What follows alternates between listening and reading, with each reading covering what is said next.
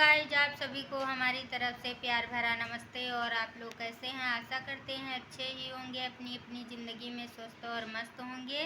और आप लोगों की दुआ से मैं भी अच्छी हूँ। आप लोगों का हमारे चैनल में स्वागत है। आप लोग हमारे साथ वीडियो में बने रहिए। और मैं अभी एक कहानी सुनाऊंगी, अगर अच्छी लगे तो लाइक करना और कमेंट करके ज़रूर बताना कि मेरी कहानियाँ कैसी लगती हैं। और इस कहानी का नाम है एक गरीब की कहानी। तो आप लोग कहानी को सुनेंगे और कहानी को पूरा सुनिए, तभी आनंद आएगा।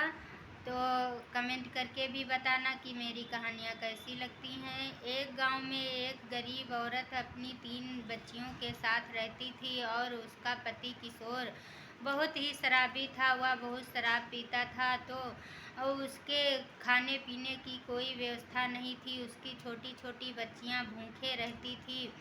यह सब देखकर उसकी पत्नी को बहुत बुरा लगता था। उसका नाम वसुधा था। वसुधा अपनी 3 बेटियों के लिए दिन रात कड़ी मेहनत करती थी, लेकिन उसका पति शराबी था, तो वह सब कुछ बेचकर शराब पी लेता था। और जो भी पैसा वसुधा कमाती थी तो उससे भी शराब पी लेता था। उसकी छोटी छोटी बेटियां भूखे ही रहती थी। यह सब देखकर वसुधा को एक मन में विचार आया और वह सोचने लगी, मैं क्यों ना अपने दरवाजे के पास एक मूंगफली का ठेला लगा लेती हूँ। और मैं अपनी बेटियों को छोड़कर कहीं काम भी तो नहीं कर सकती हूँ, क्योंकि मेरी छोटी छोटी बच्चियाँ हैं, इनको कौन देखेगा। तो वसुधा जैसे तैसे मूंगफली का ठेला लगाना शुरू कर दिया। और जो भी उससे पैसे मिलते थे वह अपनी बेटियों के लिए खाने पीने की सामान लेके आती थी और उनका पेट भरती थी। और किशोर को यह देखकर बहुत ही बुरा लगता था। एक दिन किशोर बोला, मेरे लिए मूंगफली ले आइए इधर, और मेरे दोस्त भी आ रहे हैं, उनके लिए भी ले आना। तभी वसुधा कहने लगी, ये मूंगफलियाँ तुम्हारे दोस्तों के लिए भी नहीं है और नहीं तो तुम्हारे लिए हैं। मैं इन मूंगफलियों को बेचने के लिए लाई हूँ, और ये ऐसे थोड़ी ना मैं पार्टी करूँगी।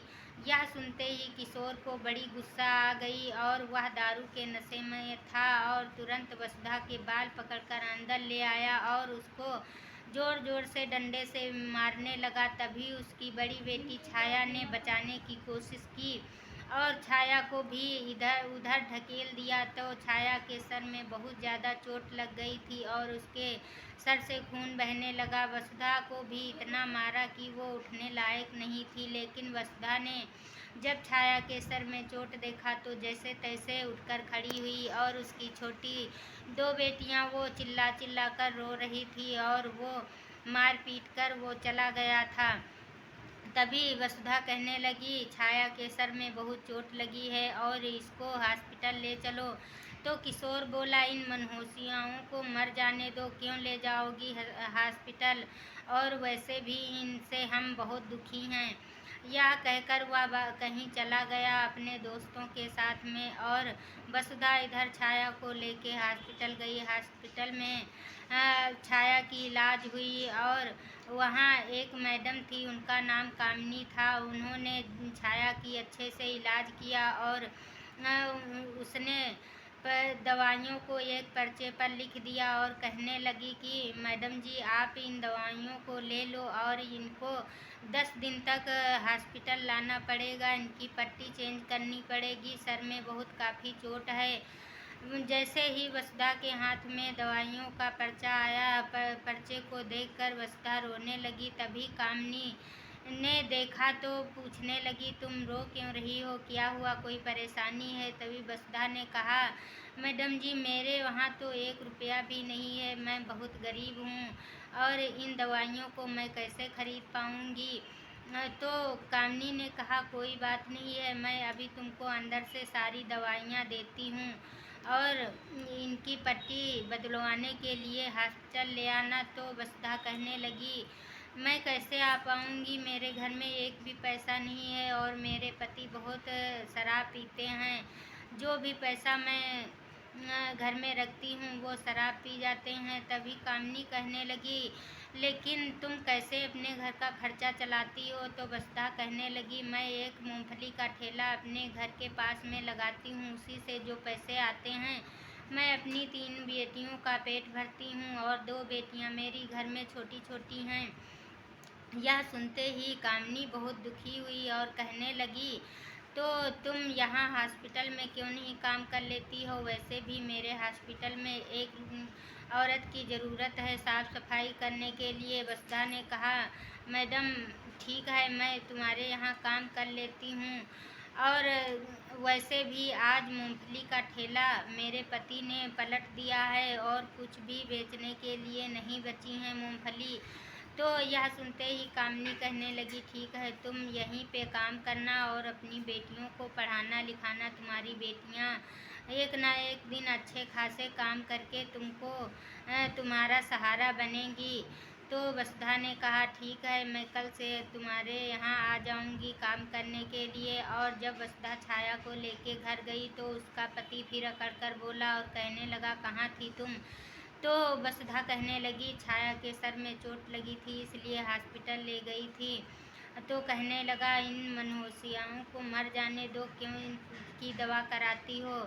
और यह सुनते ही वसुधा चिल्लाकर बोली, अब तुम मेरी बेटियों को कुछ नहीं कहोगे। तभी उसका पति किशोर कहने लगा, अभी तुम्हारी फिर पिटाई करूँगा। तो वसुधा कहने लगी, अब तुम मेरे हाथ मत लगाना, और वैसे भी मैं तुमसे बहुत तंग आ गई हूँ। और चुपचाप अपनी तीनों बेटियों को ले लिया और हॉस्पिटल चली गई। और कामिनी से कहने लगी, मैडम जी मैंने उसको छोड़ दिया और मैं यहाँ चली आई। तभी कामिनी कहने लगी, लेकिन तुम कहाँ रहोगी? तो वसुधा कहने लगी, वैसे भी मैं सब कुछ करती हूँ और हॉस्पिटल के पास में मैं एक कमरा ले ली हूँ और उसी कमरे में रहूँगी। वहाँ से मैं काम करूँगी और पास में स्कूल है तो वहाँ अपनी बेटियों को स्कूल भेजूँगी।